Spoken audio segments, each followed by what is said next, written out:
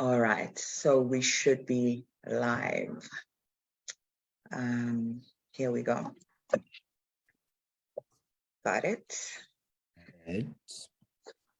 Good evening, good afternoon, good night, good rainy weather in most places. Thank you. It's Friday.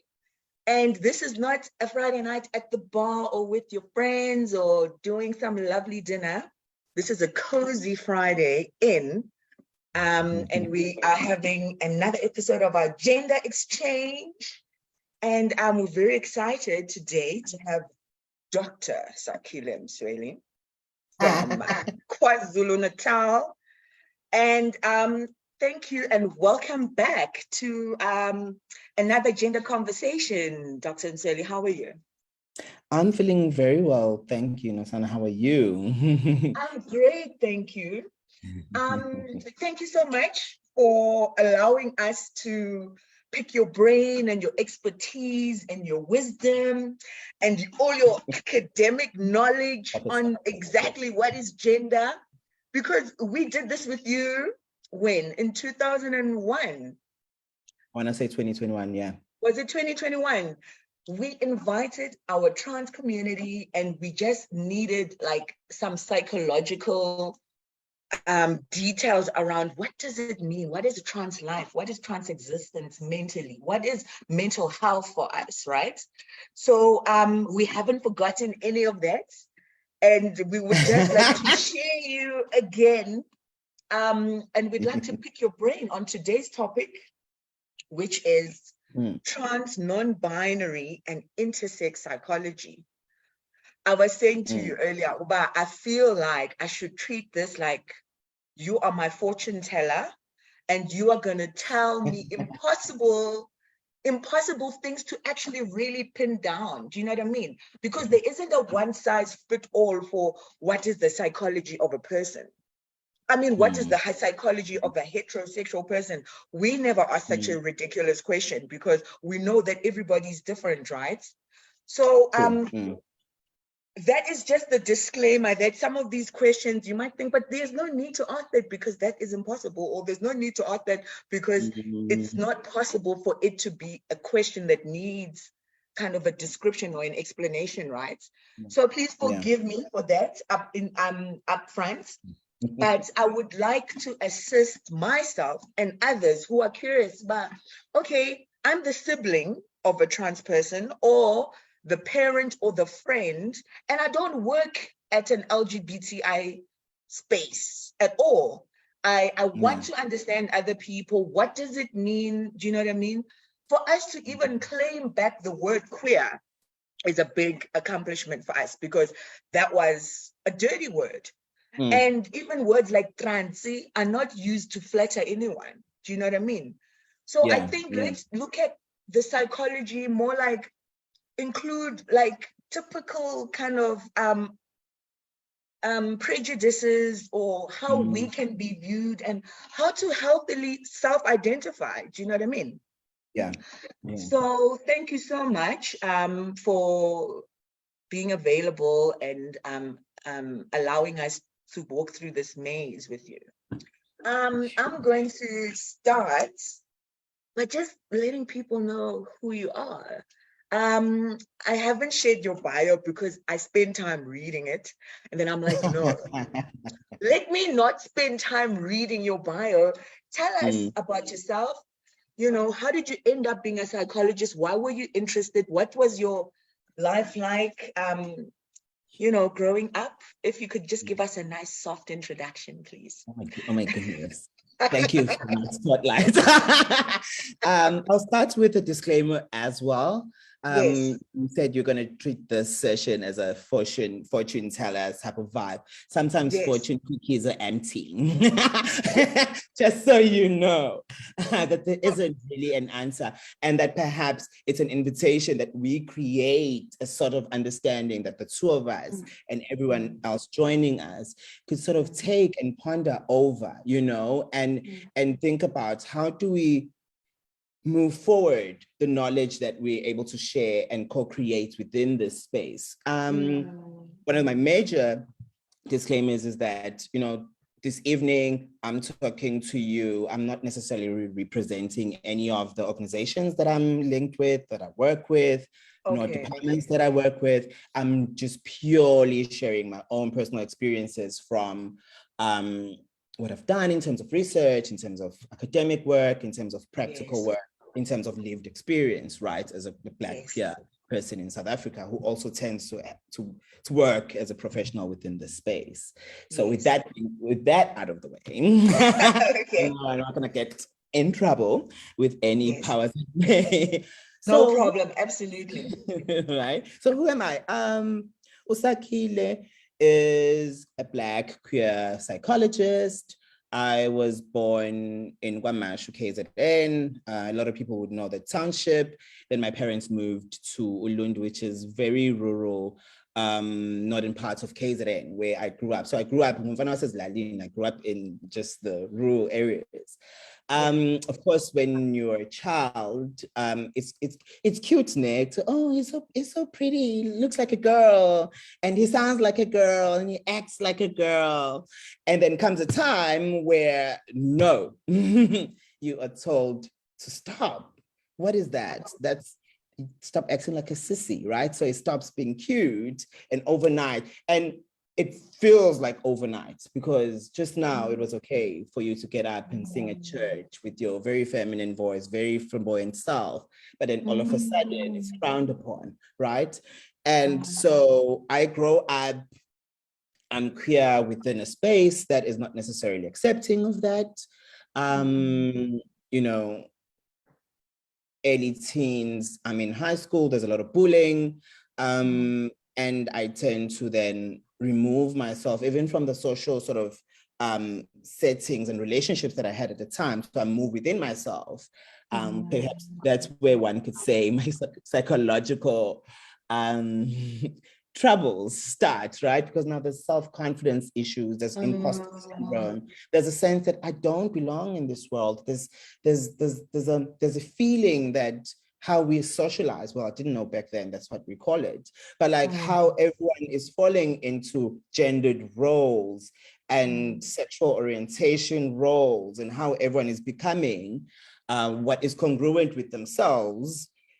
That's not happening for me. Why is that? And it's not just me who's experiencing it. A lot of other people, I'm getting negative reinforcement, right? You're being told that, what's wrong with you? You're a sissy, your heterosexual friends are being questioned by your presence. Like, what are you doing with that one? This one? What are you doing with him? And so I spend a lot of time in the house.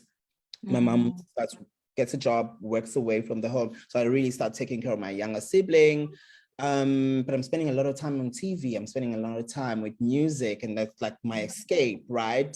And by virtue of that, then my general knowledge is relatively more than, you know, what other kids are sort of exposed to, because they're out. The boys are out with the boys, the girls are out with the boys, and sometimes the boys and the girls are out together, fringling under the right? But I'm indoors, I'm at home, and I'm watching National Geographic, I'm watching this, I'm doing that. And fortunately, in terms of scholastic stuff, the teachers would like you because you tend to get the concept that they, you know, that they teach it, that further alienates you from the rest of the class, because everyone now is looking at you like, oh, you're the smart kid, the know-it-all. You know, further alienation. I get to varsity, that's where I think my second birth takes place, because I'm meeting like-minded people, and my queer self finds himself, right? He finds space to find and learn. But that came very later in life for me. All right, and then by virtue, I fall into psychology. I start by doing research psychology for some time, worked at the HSRC as a research psychologist, where my interests were sexuality, long-term relationships, the bi experience, I suppose, or bisexually active partners in long-term relationships, and sexual safety dynamics of that. I suppose for me, the decision to then go back to varsity for my second master's in clinical psychology was because I felt I needed that one-on-one conversation with the client, right? And I wasn't getting that from research. And so I went back, studied clinical work, and then I'm here now. Oh, wow, that's incredible. Thank you so much for taking us back, to your childhood and I'd like to share also that, I grew up in the 80s, and in the 80s, I was a tomboy, and there weren't a lot of kids around me, and things like that. So, and also I went to a girls' school, my primary school years. So I only noticed later that actually I'm looking at girls. I kind of get it now. And it's interesting if you're talking about the bisexual experience. I didn't know that was a field of study. Have you published something on that? I'd love to find out more about that. Two of my dissertations on that, one for the clinical masters and my PhD study. Well, I don't necessarily coin it that. I call it that now because when you say MSMW, it has a lot of burden from the HIV experience, right? Or in terms of research, automatically people start going into that space of, oh, okay, this is an HIV study or this is an HIV paper. And also, I suppose, having worked with that particular population of people, one might even say, because as diverse as we are, I this is my personal experience, and this is just what I think about it. We are still very monosexist, right? So you can be gay, but find a partner and stick with them. You can be heterosexual, find a partner and stick with them. And when we get into the space where we're starting to say bisexuality, then it's almost like a black sheep of the family. It's like, oh, you can't make up your mind, right? Yeah. And you get from, I suppose, the heterosexuals, you get that from within the queer community, where we sort of have this gaze of just, it's questionable, like, pick a side. We do. We're very suspicious. We are sitting here. If I'm dating someone who's bisexual, I've got this fear that you're gonna want the opposite sex. Do you know what I mean? And if I'm in the opposite sex with a bisexual person, I'll have a fear again of you want the same sex. You know what I mean? And that's biphobia right there. Do you know what I mean? True. So we're not going to touch too much on that, but maybe we'll come into it. I'd like to go straight into the theme of today, and actually something that we don't get to describe and iron out a lot is the whole gender expression just as an expression, because that's the first indicator that how do I want to be seen? Do I want to be seen as non-binary? Do I want to be seen as feminine or masculine or hidden or unisex? How do I want to be seen? So why is it important for us to understand gender expression? And what role does that play in our own mental? And each expression is supposed to be like how you physically express with your clothes or your makeup. Why is that a link to our mental state or our own sexual orientation or gender identity? How does it link? Yeah. My goodness. What a question. I feel like I'm in trouble this evening. You know why I say that? Yeah. It's because I feel like it's linked, but sometimes it's not linked. Yes. Right. So gender expression is how I'm choosing to express a certain gender. It could be my gender, it could be someone else's gender, right? Yeah. Because we can express a gender that is not necessarily our own. What do I mean by that? Yeah. Think of a very famous person, RuPaul, and Drag Race, right? Yes. And you would think, because drag is a form of gender expression, it's a form of art, it's a form of self-expression through hyper visualization of the, I suppose, in that case, hyperfemininity, right? Yes. And so you have these men who dress up in the opposite sex, or rather the gender that isn't necessarily their own. Yes. And some of those contestants could be trans, some could be non-binary, some could be heterosexual, others could be gay. We don't necessarily know, right? But that's the gender that they're choosing to express at that time. Other people choose not to express a gender. And that in and of itself is an expression, right, of self, where they choose to withhold a sense that they're expressing a particular gender. And I have a sense that we're going to get into some of that as we go. Yes.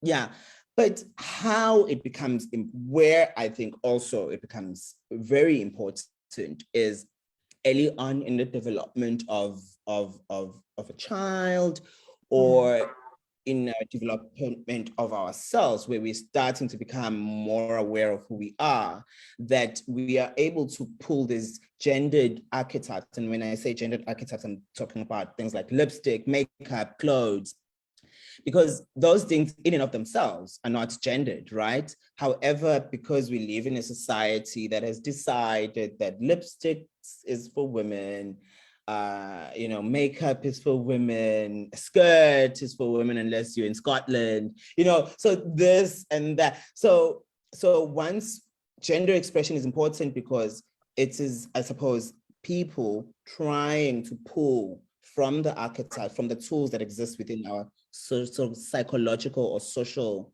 shared understanding of our world, and saying, I like this thing. I'm aligning myself with these things. And those things then could mean this about my gender or not. That's the tricky part, because not, right? Yes. I loved what Vivienne Westwood said. Fashion is about eventually being naked. So I also like to think that, like, here I am, I'm going to use all these clothes and all these outfits to attract you so that you sleep with me. But I'm also going to judge you based on how you dressed. Do you know what I mean? I'm going to decide, oh, okay, the way you dress means you are my type, that we will fit. Do you know what I mean? Like, and I see the uniform. I see the chinos. I see the chinos and the golf shirts that are worn by masculine presenting, perhaps lesbians, and I see the lipstick lesbian saying, I am a lesbian, but I'm girly about it. And then we will look from the outside and go, but two girls, you mustn't both wear lipstick. Somebody must take on the opposite sex role. You mustn't both be butch. And I think that is like so silly, because now here I am. I took all the time to get out of a closet and show it with my gender expression. And now I'm also being monitored. Do you know what I mean? Girls will say, oh, I only like you when you dress more masculine. You confuse me when you wear your dresses, because I also rock these dresses that also, I'm thinking a man can also wear this dress. I'm not changing my expression. Do you know what I mean? But anyway, I thought that was important, because somebody looking from the outside, maybe that's the first indicator. Based on how you dressed, does that mean you're lesbian, gay, what? Do you know what I mean? Based on the colors that you wear, do you know what I mean? And I won't go further in that unless you want to add to that, John. I want to comment on that quickly. And say, remember, we are the product of a very heteronormative space, right? So even when we enter in these queer relationships, the knee-jerk reaction is to recreate that heteronormativity, because we sit comfortably within it. So if I'm feminine and I meet another feminine guy, then it starts feeling like, oh, what's supposed to happen, and that's the difficulty, because I think we confuse. There's a lot, because these things in art, they call it shading, when like the colors sort of bleed into each other. And it's like these separate entities, oftentimes they work together seamlessly, but it's not always that presentation, you're right, is fully representative of the experience, of the queer experience. It's fully representative of whether or not my sexual preferences are such and such, right? It is purely about, this is what I want to bring to the world. This is what makes me feel comfortable, confident. This is what makes me feel like myself. Who I love and how I love them, that's something entirely different, right?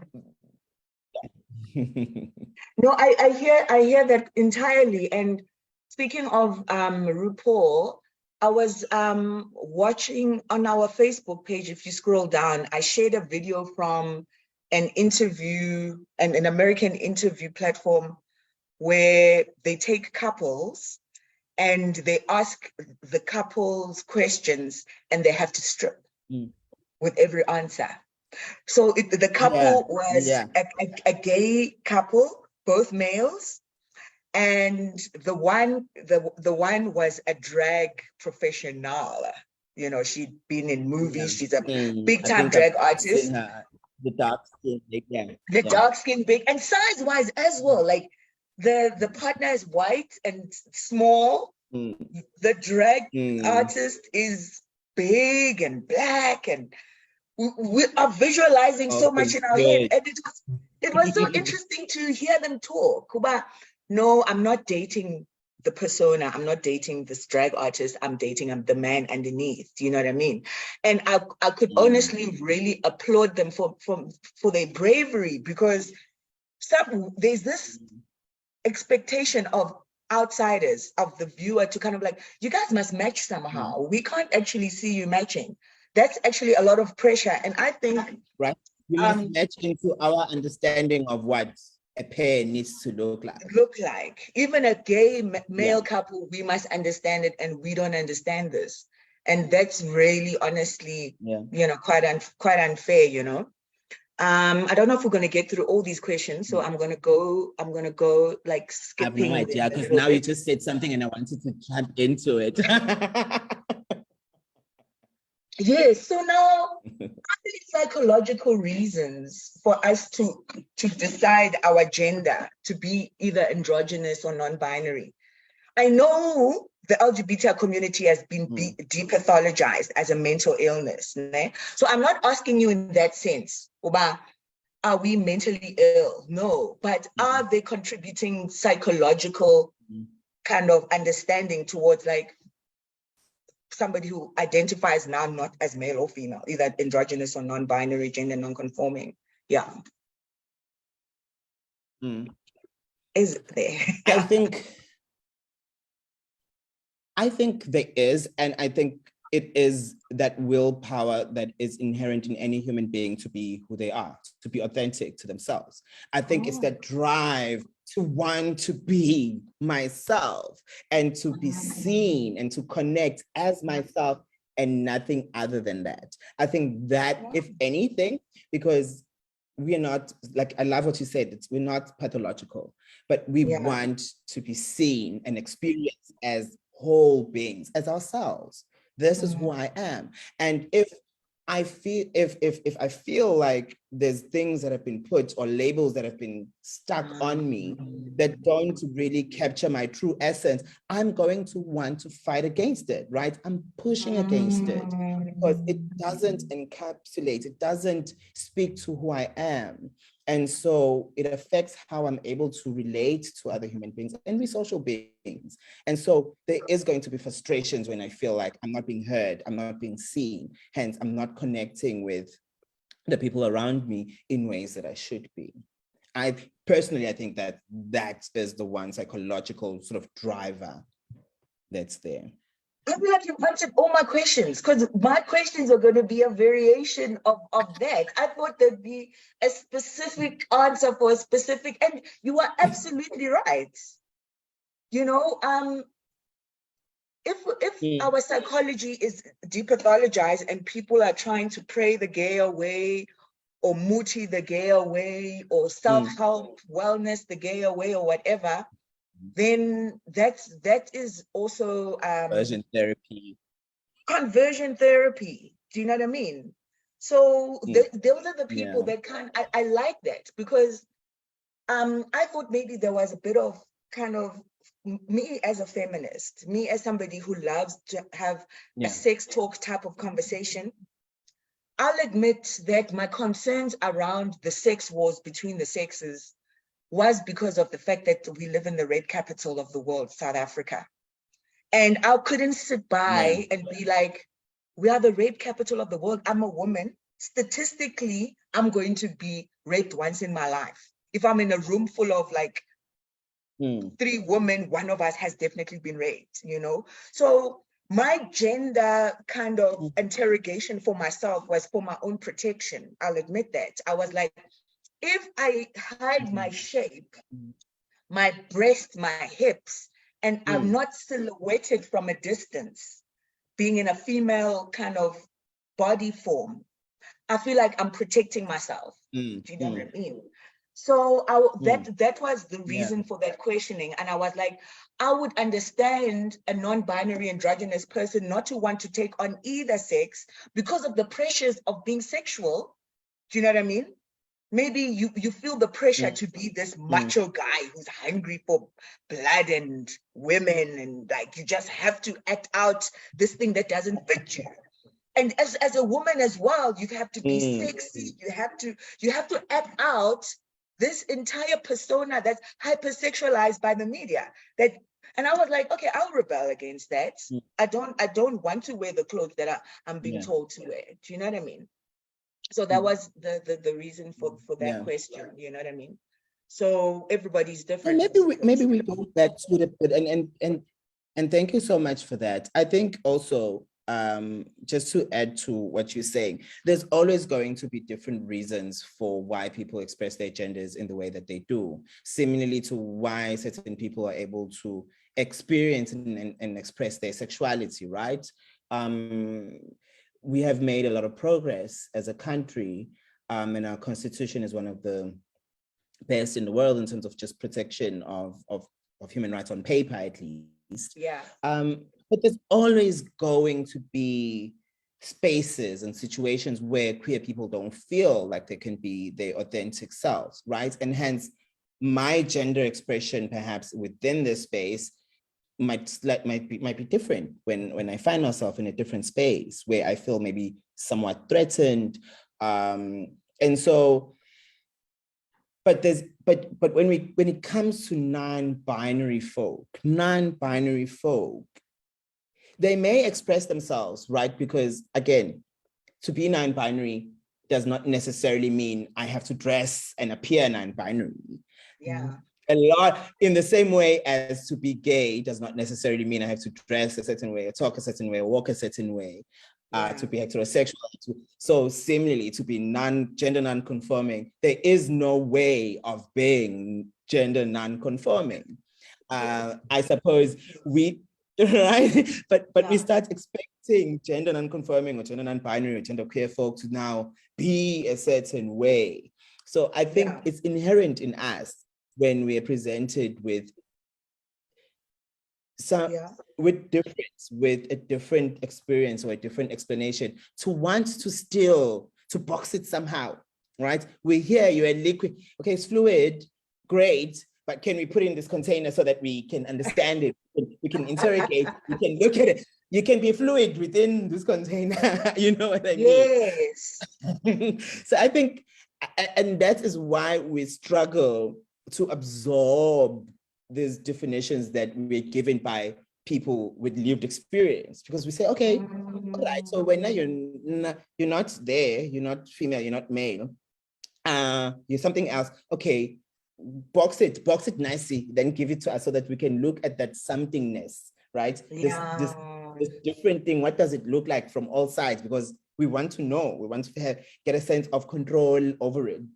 Whereas And then that brings all the tensions and frustrations, I suppose. You know what? I didn't realize this was going to be an esoteric experience of like spiritual undertones, because how you are helping me kind of like understand what I'm trying to explain, that actually doesn't need a definition, it doesn't need an explanation, doesn't need telltale signs, doesn't need like this is what to look out for to find out if you are non-binary, if somebody else is non-binary. And I also want to touch on following my story of not trying to express femininity too loudly, né? And I watch the most beautiful trans woman transform into like the most sexy and beautiful, all kinds of feminine beauty. And then I think like they are so brave when women are in such danger. Do you know what I mean?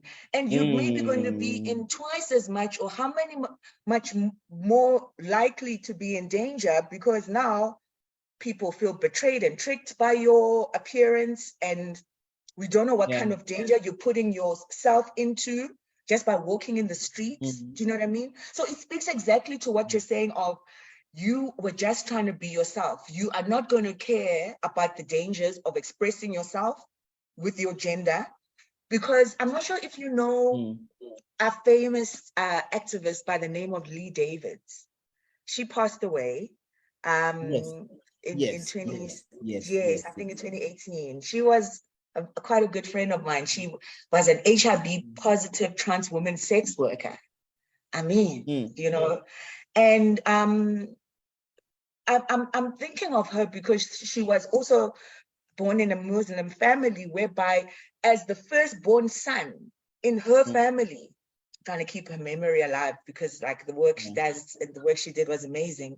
She said, no one in her family could understand how she could remove that status of herself as being the firstborn son. Do you know what I mean? That like, how could she sacrifice that?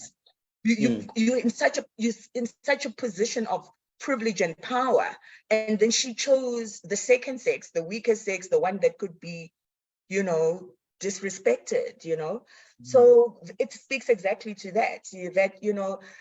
Because now how the heteronormative world is trying to somehow say that we are claiming too much space as trans folk. We have to understand all your terms and conditions and your pronouns, and we have to understand when you're gay and when you're straight and when you're fluid. You're giving us, we have to understand we're cisgender, we're not normal, you transgender, you are normal.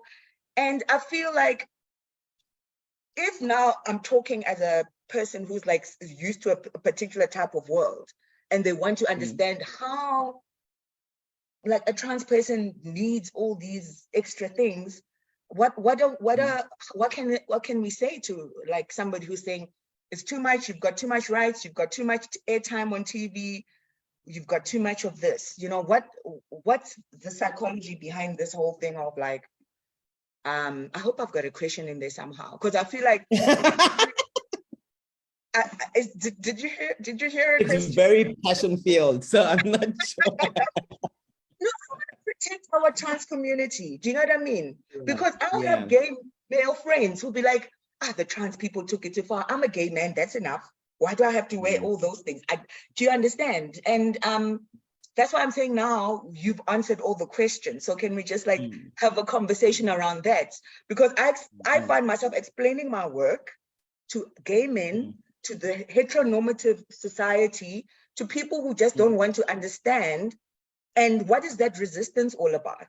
Is it just, well, the hetero world must always stay on top because we're trying to catapult it from that number one seat there?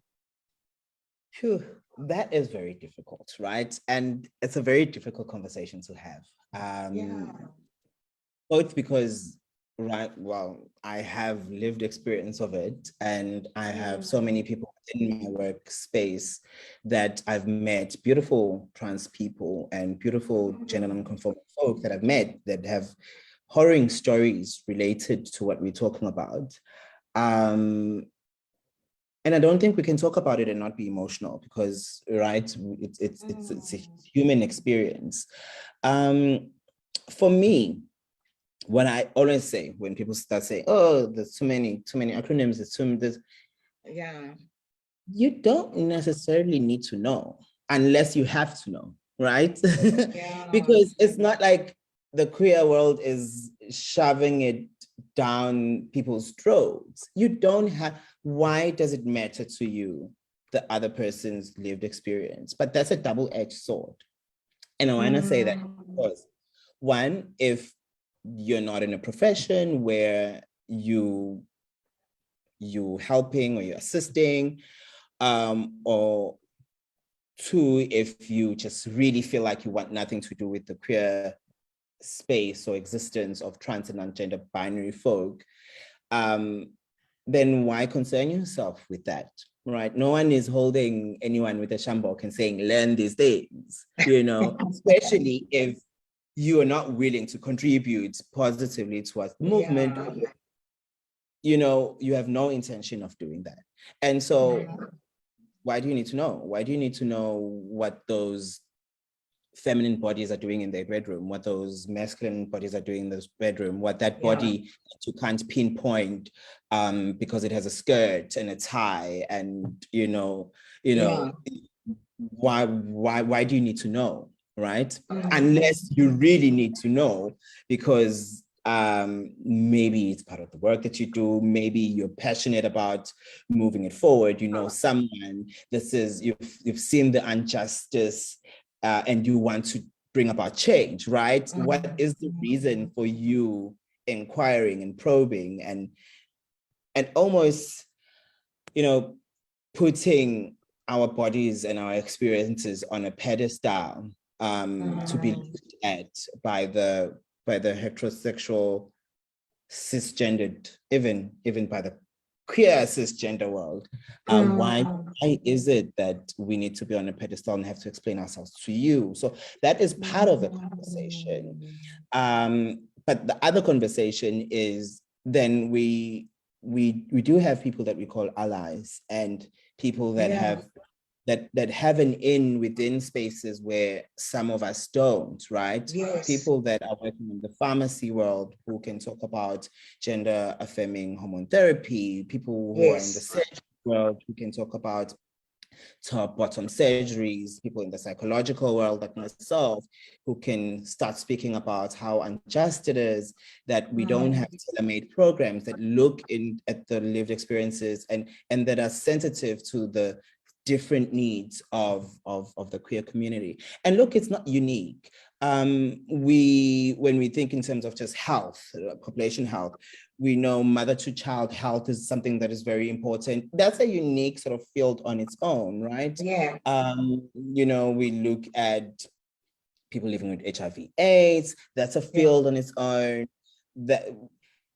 that faced a lot of backlash because there was a lot of policing around those early years. Now it's a no-brainer, that you can go test, link to care, this and that. But back in the day, it was quite difficult. So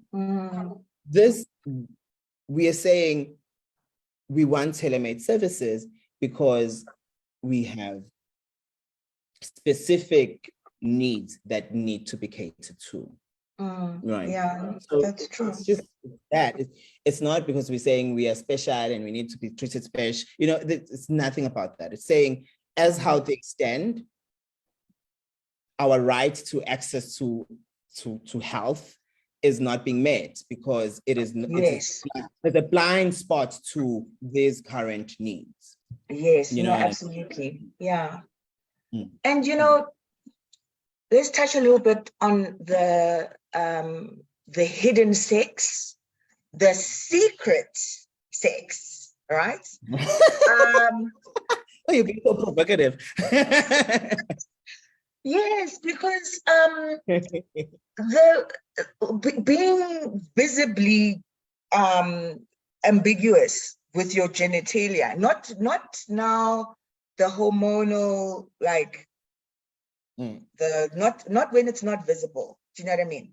Well, like now, for example, I've had a friend of mine in Durban actually.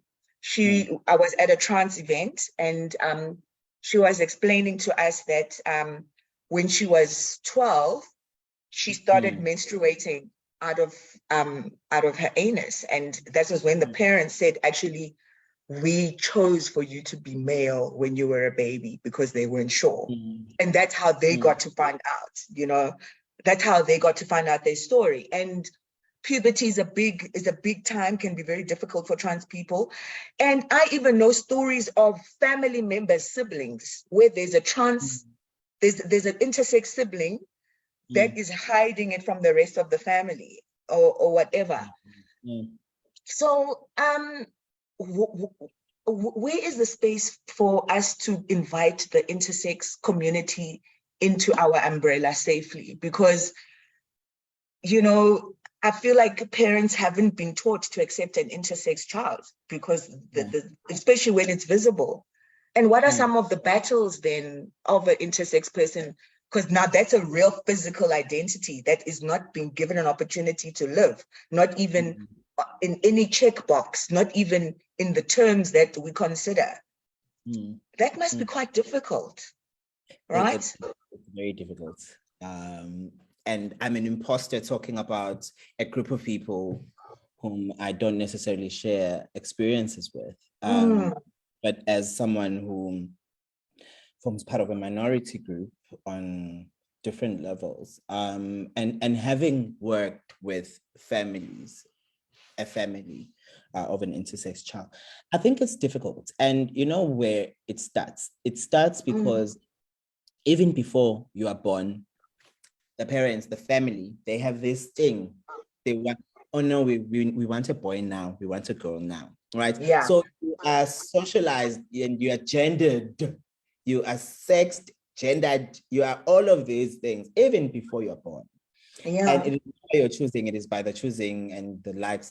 Well, it's a blessing, but then they have their own little hopes and dreams. Would see, this is what is going, this is who we're gonna get. And so when you're born, you come into the hands of the maidens and the doctors and whoever's in that space.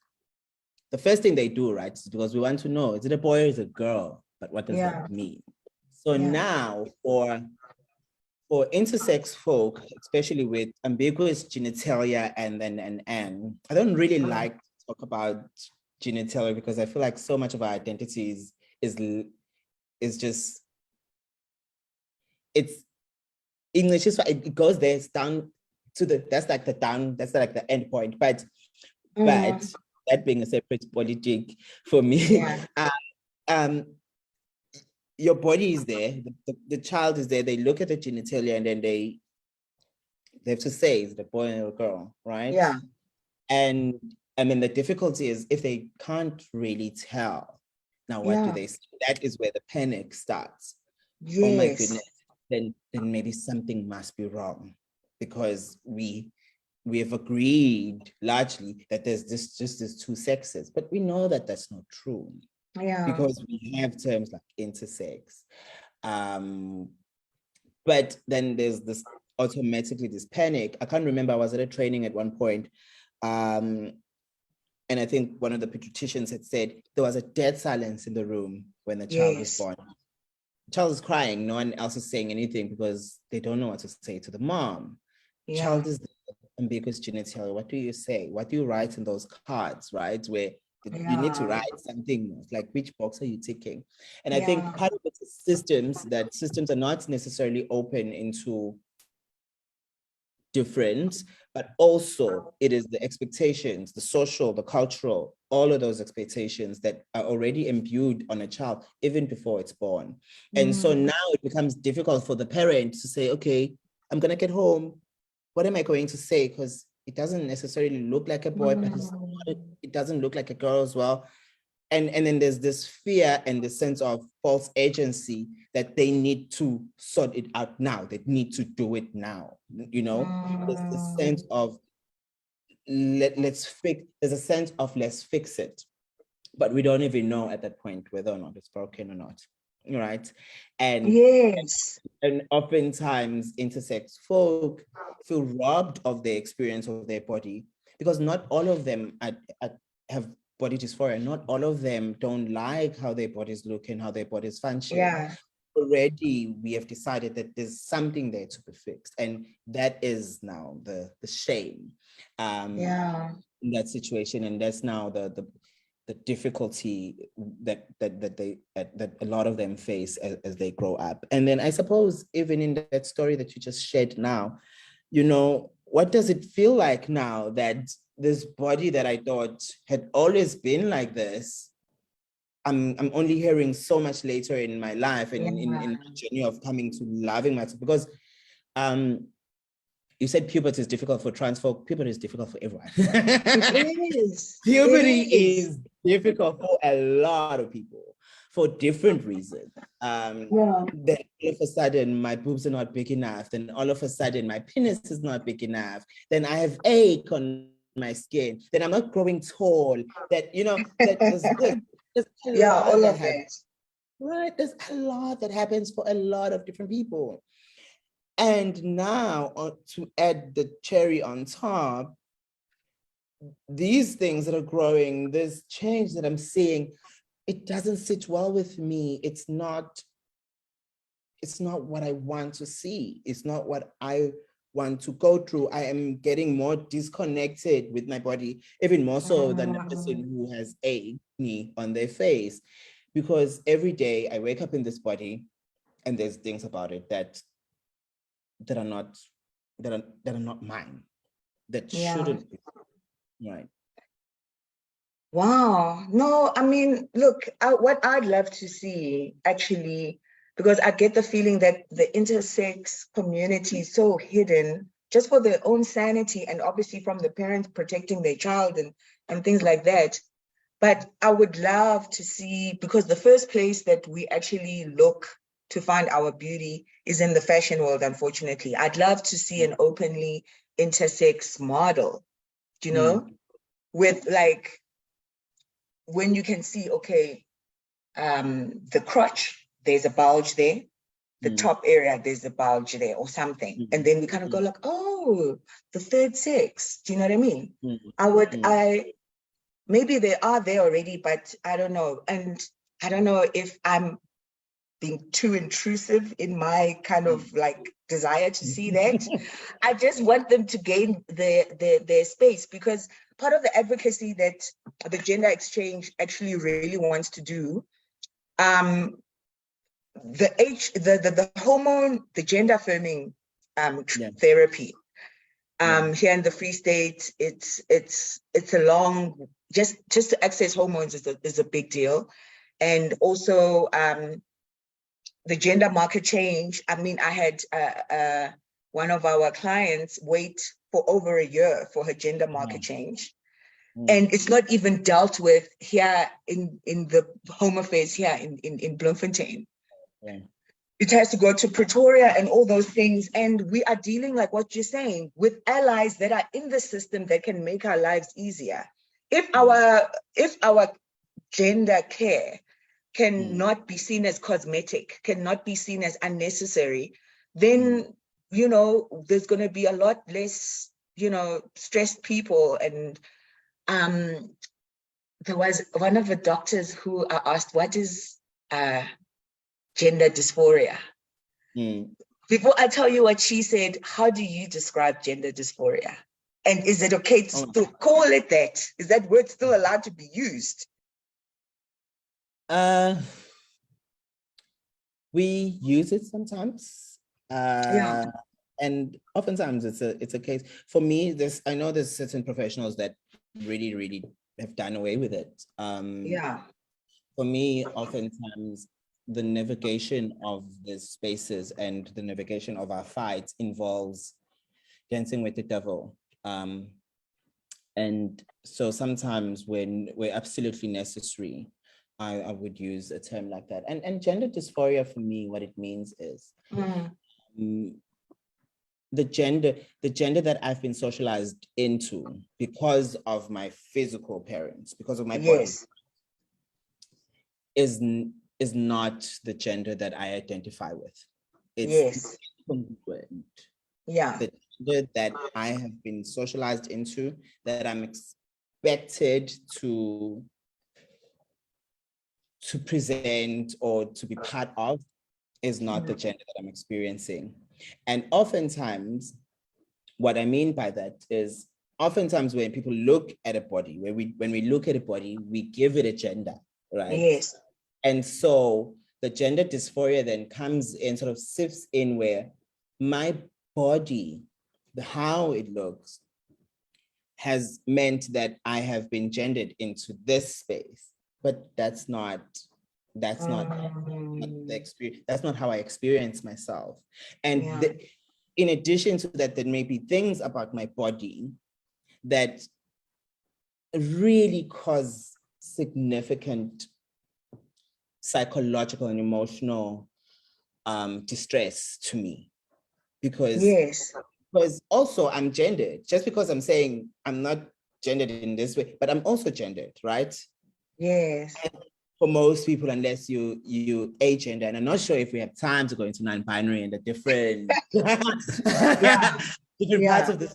So unless I'm agender and I've completely distanced myself from the binary, from just gender in terms of how we understand it, then oftentimes with trans folk, my gender, that the one that I've been socialized in, is not the one, but I'm actually more aligned, more congruent with the other gender. And so we speak about gender congruence and incongruence.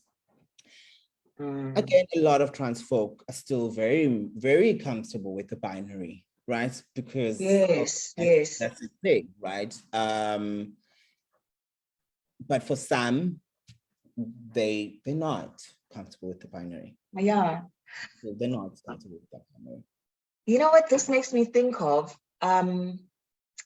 I was the first grandchild in my family. My mom was the first of her siblings to have a child. She's got two brothers. One passed away.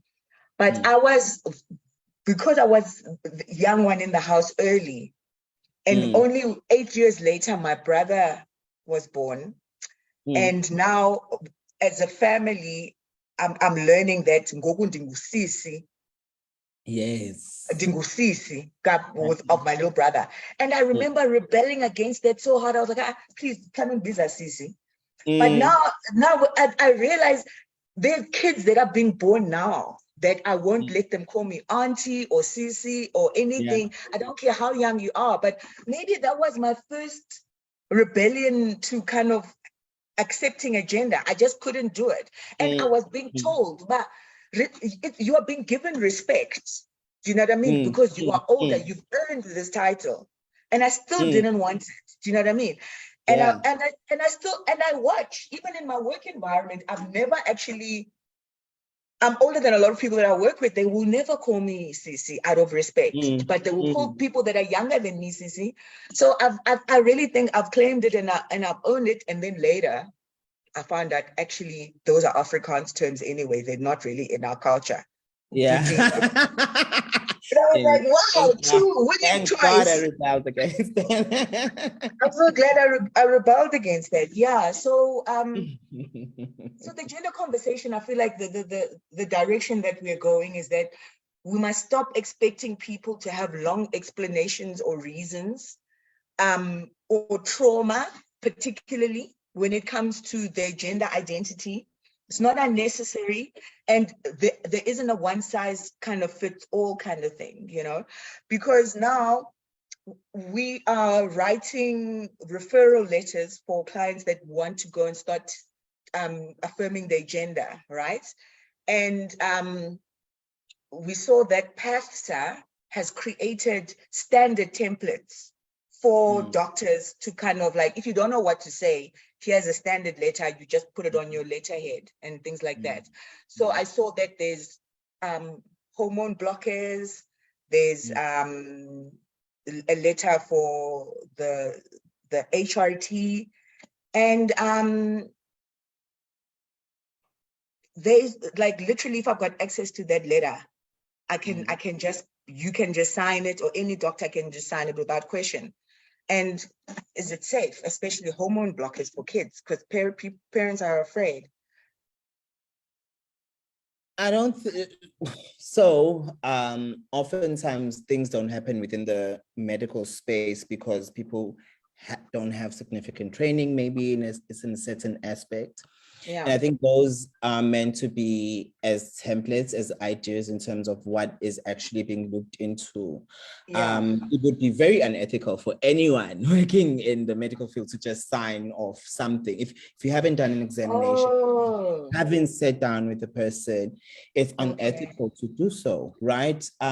But what shouldn't be happening is people turning clients away and saying, I don't know what to do. And that's why we have like the HIV Clinician Society, which released their standards of care just recently, I think October 2020. Yeah. 2021, I think, if I speak under correction, like and W Path with the SOC 8. So there are standards of care, and these are meant to sort of guide and give information to medical doctors, endocrinologists, psychologists, sexologists, like anyone working within the space, that they have a frame of reference. It is really just a frame of reference to say, this is, once you've done the best you can, this is the supportive documents that you can go to, or when you have when you're not unsure of something, this is what you can look into. It is Oh, not prescriptive in and of itself. No, you still need to sit with a professional. oh, because it seems like those letters are particularly, especially for your treatment to be covered by medical aid. It's like a quick, easy thing, you know? So did you So speaking about the what is it called again? Remind me. it's called, there are the PATSA recently introduced letter of motivation for medical aid payment for gender affirming I hormone see. therapy. Okay, so that letter, I think, that letter is in, and I speak under a lot of correction. So civil society, because a lot of medical aids do not sort of cover, right? Gender affirming health related stuff, especially hormones, right? Yeah. Because they don't cover that, then civil society has sort of, there is a movement to saying, hey, look, this is not cosmetic. This is a need for a lot of trans people. There's research that shows that if people are able to affirm their gender, there's less substance use, there's less depression, there's less suicidality. Yeah. This is a significant need. And then as a professional association, PETSA then wrote that letter to say, we support what civil society is saying. We support the idea that medical aids should be, covering affirmative healthcare. Yeah, so that is an example of the question I was going to ask here of what important national movements are doing important work to assist gender minorities. So that letter is an example, and you clued in, and you are in so many networks that are like so innovative for gender minorities and the LGBTI community. Are there any petitions that you recommend that we sign, organizations that we need to know about and kind of help support? Because what I've learned, even the fact that we're talking to you like you're in another province, that actual advocacy, it involves so many like stakeholders and different sectors, and we all need to be helping each other, even if that's not our focus. Do you know what I mean? Is there stuff that you think like maybe we're not aware of, and if we just get on that? I think yeah. I might not actually have an answer for you right now because my brain is racing. As you're asking that question, I wish someone within our advocacy space could create a shared space, like where we could have a list of resources that is alive, that keeps growing, where if I find that there's trans hope, there's triangle, there's we can quickly, where for all of us working in our different spaces, right? Whether it's paralegal work, whether it's this, whether it's that, that we can have, maybe this is a call for you, that we could have this live document that we know, this live page that has a list of all of these resources, whether it's professionals within a certain province, within a certain town, that are affirming, that are queer friendly, that we know that we can maybe an app, if someone is listening to this talk at a later stage and they think about an app where we could just quickly go to and access those, those resources within that space. Maybe it's a police station that is queer friendly that I can quickly go to, because we know that sometimes those spaces in and of themselves are not safe. That we highlight safe sanctuaries for our people. I think that would be such a great innovation, and it would be significant in terms of how it affects. And that would be pure advocacy, because right now we are just reporting on the funding that we get to do the prescribed program that has to be set within those parameters. Do you know what I mean? Literally, which is why it's so important for us to kind of like try other tools. Like, this is a media tool that we're using to share information, because if we are needing to do an HIV/AIDS program the way we're doing it, and we know that there's so many other parts that are part of a holistic approach to helping somebody. If we're only caring about your sex partners and giving you only condoms and lube, we are kind of saying your mental health, we're not concerned about it. We're kind of saying your lifestyle choices, your own ambitions, we don't really care about it. So we actually really want a really strong, powerful trans community that's proud and employed or self-employed or something. And let's see what the media can do, because this is a small channel, and I'm seeing a lot more queers on TV. I'm not sure if you saw that petition that we had the other year, which never really got a lot of signatures, that we were saying we want to see different kinds of trans people or different kinds of queer people in media, So can media help to kind of assist, and what should it look like? Because sometimes media is negative also. Look what happened to Somizi. I know, right? Media is absolutely important, especially in the day and age where we live, where a lot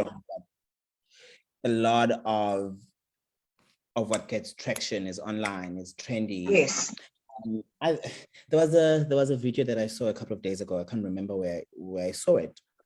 It spoke about how TV programming is so important in our lives.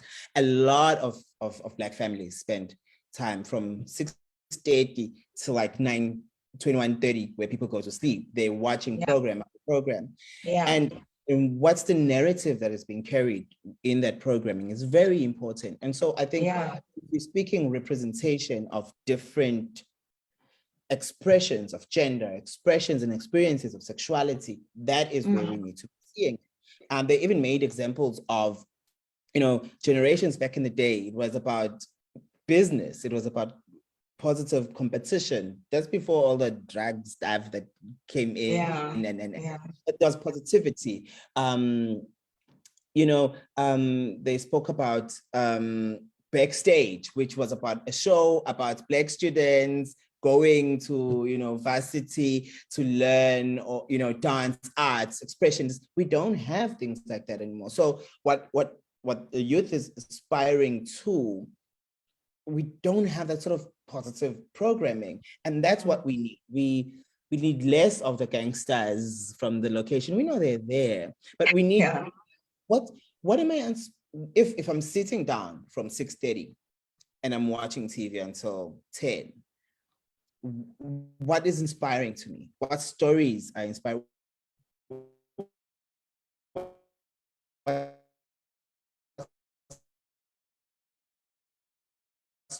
Stories are representing some of my experience. Do better. What says to me that you can, even with the little that you have, these are some Mm. resources, you know. What stories are talking, like Soul City, Soul Buddies, like where are those type of shows, right? Because that's the, like, let's move Dynamite Doof Doof Dudes, you know, back in the day where they were riding on a bicycle and solving crimes. There's that positive, very funky, very vibey, but still sort of had an agenda to build a better sort of nation. I think media has a lot to do. I think people within that space need to stop fearing creativity outside of what they already know works. We know Tsotsi got an Oscar, but can we see something else? Can we get a different story, right? Can we get a story that is, even now with the new shows, it's such a disappointment because they're taking them into different parts of our country.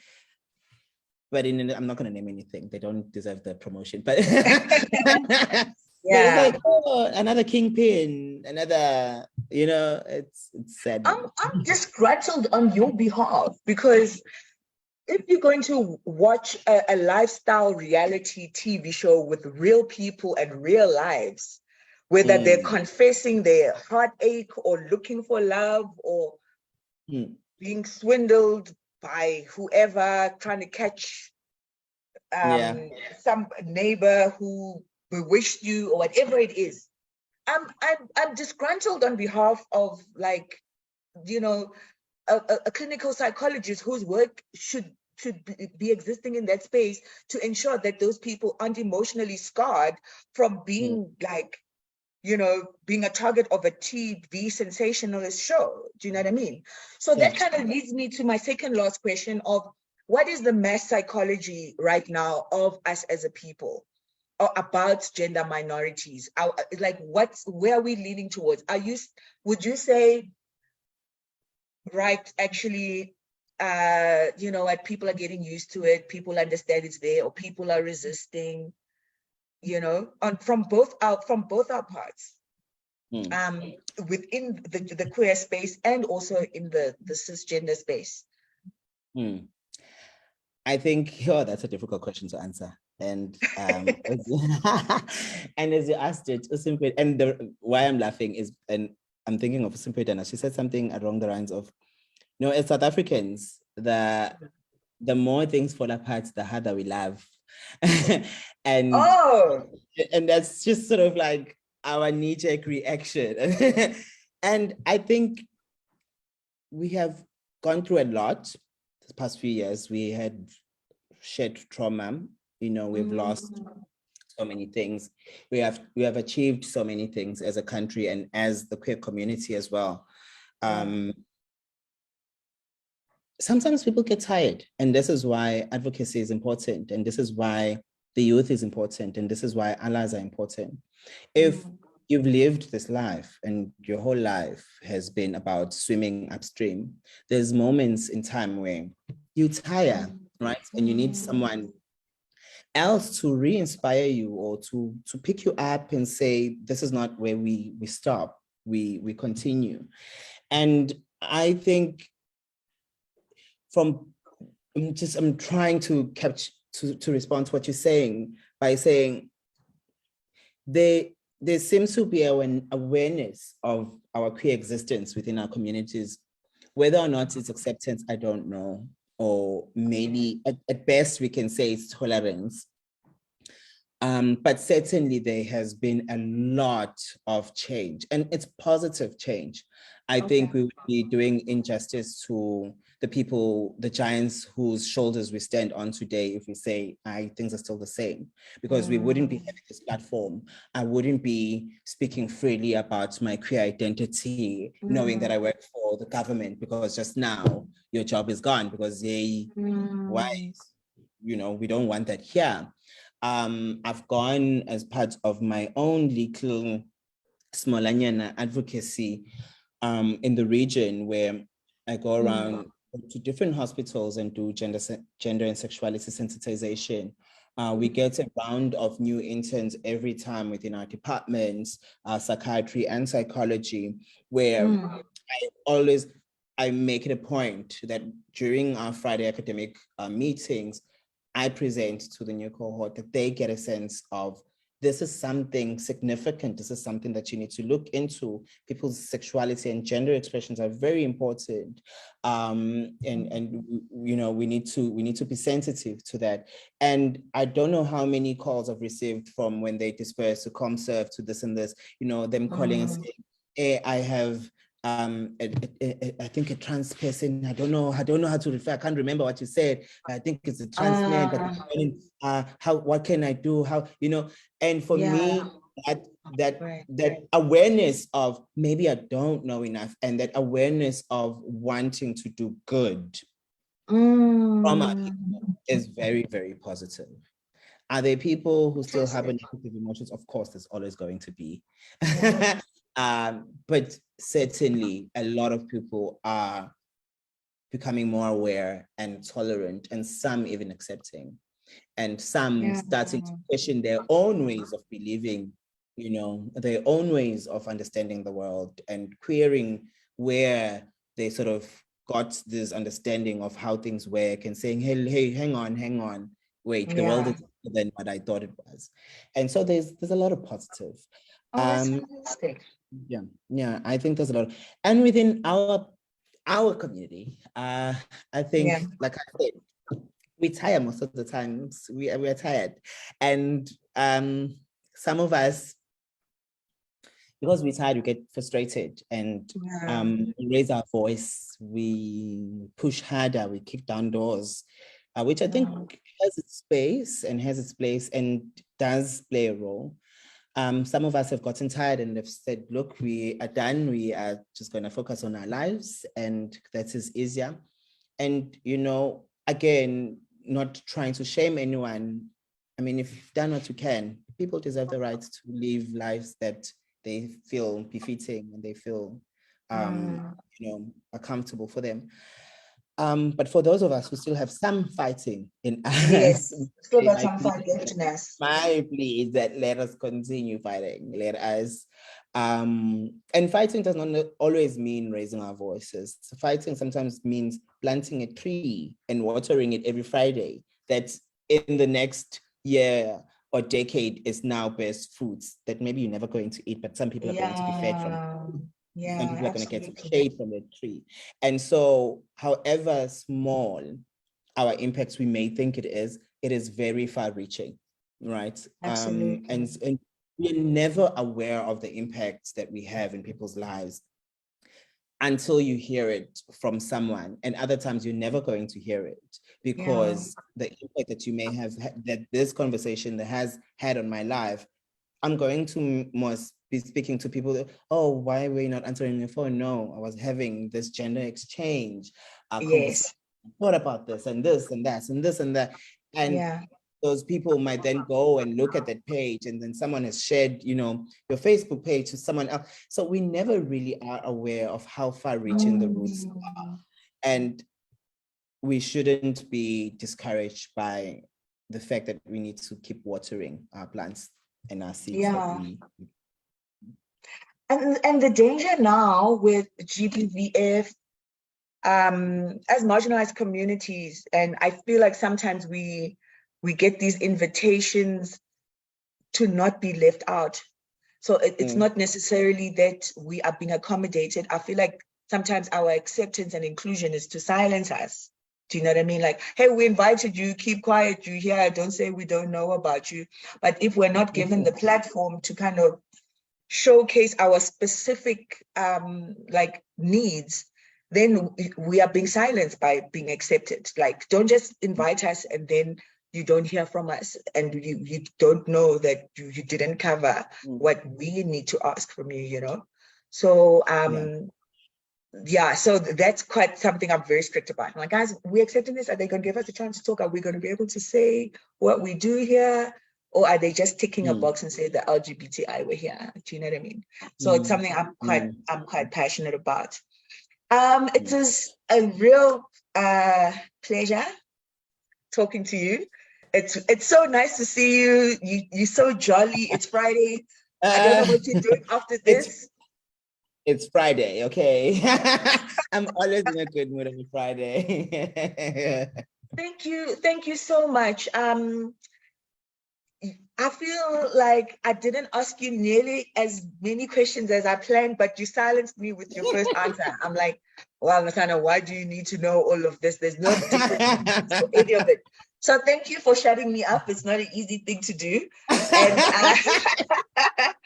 And and I'm hoping, people that are going to watch even the repeat or they're going to rewind that, maybe they've got comments also. Do you know what I mean? And hopefully this inspires the next conversation about this, because really our stakeholders, they need to know that we've got more to us than our sexual appetite or our love for parties. We've actually got real concerns and real needs. So thank you for helping us spread the gender exchange message and for being open to this topic. Thank you so much.